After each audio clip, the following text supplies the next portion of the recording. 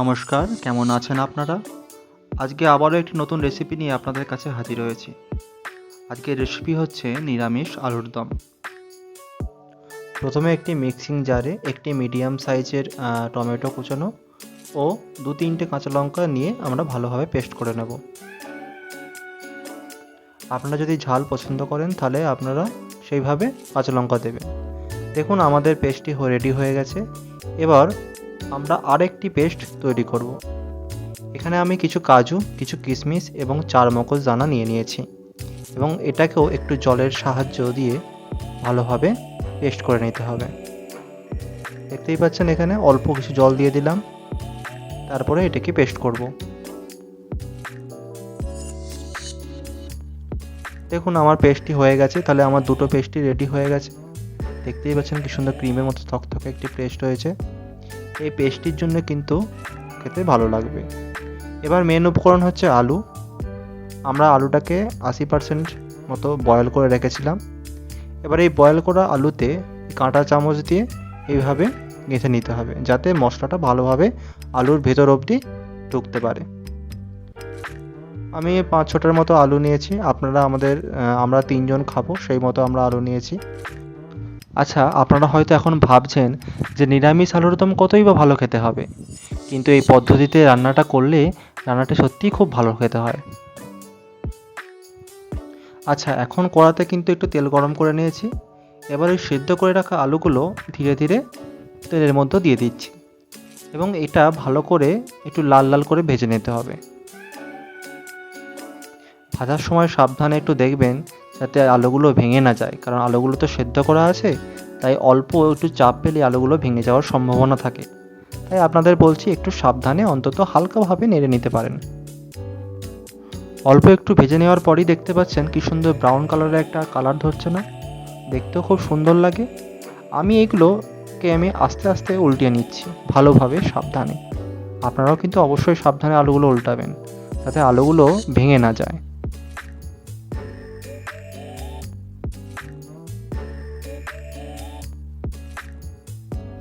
দেখতেই পাচ্ছেন আলুগুলোর কালারও ভালো হয়ে গেছে এবং আলুগুলো বেশ ভাজাও হয়ে গেছে। তাই আলুগুলোকে একটি পাত্রে তুলে রাখলাম। এবার 2টো এলাচ, একটা দারচিনি এবং একটি লবঙ্গ ওই গরম তেলের মধ্যে দিয়ে দিলাম। এবার দিয়ে দিলাম একটি তেজপাতা। এবার এটিকে ভালোভাবে নেড়ে নিতে হবে। এগুলো যখন হালকা ভাজা ভাজা হয়ে যাবে তখন আমি দিয়ে দেবো 1 চামচ আদা বাটা এবং সে আগে থেকে করে রাখা টমেটো কাঁচা লঙ্কার পেস্টটি। আদা বাটাটা দেওয়ার সাথে সাথেই আমি টমেটো পেস্টটি দিয়েছি, কারণ যাতে তেলটা না ছিটকোয়। আপনারা ওই একইভাবেই আদা বাটার সঙ্গে সঙ্গে এই পিউরিটা দিয়ে দেবেন, যাতে করে আপনাদেরও তেলটা না ছিটকোয়। এবার কিন্তু ফ্লেমটিকে হাই করে ভালোভাবে পেস্টটিকে নাড়াতে হবে।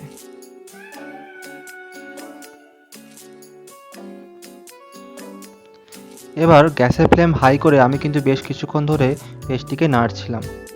এরপর দিয়ে দিতে হবে 1 চামচ কাশ্মীরি লঙ্কা গুঁড়ো, 1 চামচ ধনে গুঁড়ো এবং 1 চামচ হলুদ গুঁড়ো।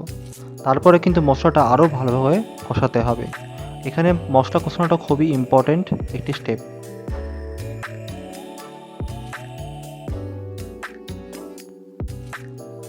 মশলাটা ভালো করে কষানোর মাঝেই আমি দিয়ে দেবো 1 চামচ লবণ এবং তারপর আবার ভালো করে মিক্স করবো ব্যাপারটাকে।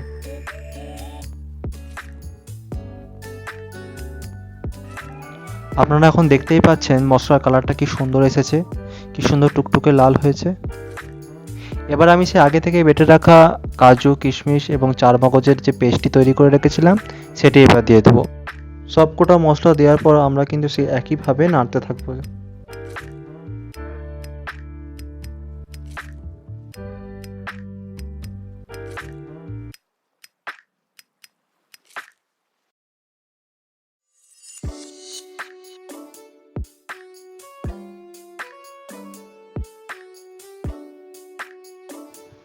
বাড়িতে লেগে থাকা এক্সেস পেস্টটি আমি একটু জলেতে গুলিয়ে আবার মশলাতে দিয়ে দিচ্ছি। এটা অন্য কিছুই নয় আর। দেখতেই পাচ্ছেন কালারটা কি অসাধারণ এসেছে না? তবেই তো মনে হবে কাশ্মীরি আলুর দম হচ্ছে, তাও আবার নিরামিষ। দেখুন মশলা থেকে অল্প অল্প তেল ছাড়তে আরম্ভ হয়েছে। এবার আমি এখানে দিয়ে দেবো 2 চামচ টক দই, দিয়ে মশলাটাকে আবার সেই আগের মতো নাড়িয়ে নিতে হবে।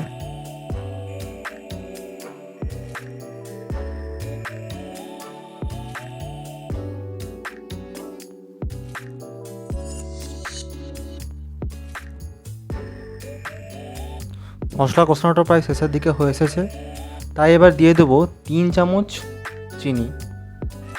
আপনারা যদি মিষ্টি কম খান তাহলে আপনারা 1.5 চামচ চিনি দেবেন, আপনারা যদি মিষ্টি একটু পছন্দ করেন তাহলে 3 চামচ চিনিই দেবেন। তারপর আবার সেম প্রসেস, নাড়তে থাকতে হবে। মশলা কষানোটা কিন্তু খুবই দরকার।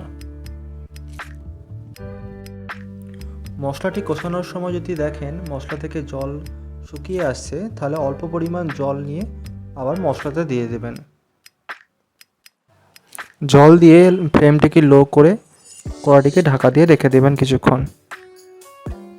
30-40 সেকেন্ড পর ঢাকনাটি খুলে মশলাটিকে আবার নেড়ে নেবেন।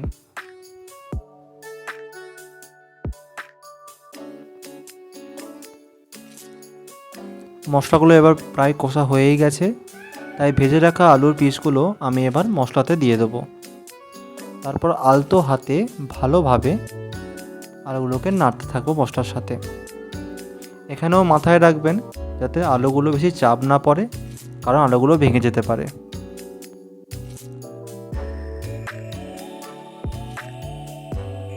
দেখুন এইভাবেই আলু আর মশলাটা ভালোভাবে একসঙ্গে মিশিয়ে নিতে হবে। তারপর আমি আগে থেকে একটু গরম জল করে রেখেছিলাম, আমি সেই গরম জলটা এখন দিয়ে দেব। আপনারা কেমন গ্রেভি খাবেন সেই মতোই কিন্তু জলটা দেবেন। আমি একটু বেশি পরিমাণ জলটা দিচ্ছি যাতে আলুটা শেষ পর্যন্ত সেদ্ধ হয়ে যায় 100%। তারপর এটিকে চাপা দিয়ে রেখে দিতে হবে।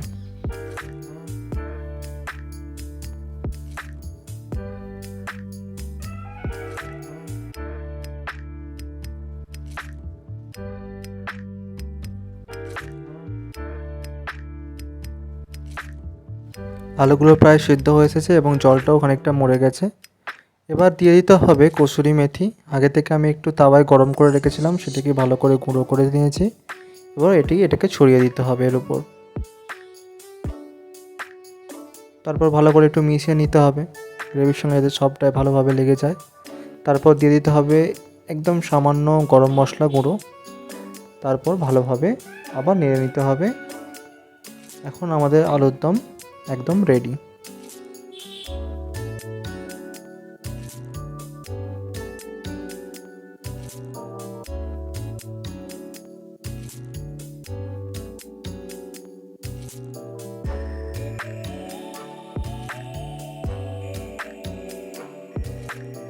আলুর দম তো হয়েই গেল, কিন্তু আলুর দম যে লুচির সাথে খাবো, ফুলকো ফুলকো লুচির সাথে, সেটা হবে না তা কীভাবে সম্ভব? তাই গরম গরম লুচিও বানিয়ে ফেলা হলো। আলুর দমের সাথে ভালোই জমবে। আপনারা অবশ্যই আলুর দমের রেসিপিটা ট্রাই করুন এবং আমাদের অবশ্যই জানাবেন যে কেমন খেতে হয়েছে। আমি তো এখন লুচি আলুর দম ছাটিয়ে খাবো। আপনারা ভালো থাকবেন, চ্যানেলটিকে অবশ্যই সাবস্ক্রাইব করবেন এবং অনেক অনেক কমেন্ট করবেন, যে ভিডিওটাকে লাইক করবেন। আপনারা যদি সাপোর্ট করেন অবশ্যই এরকম ভিডিও বানাতে আমি সক্ষম হব। ধন্যবাদ।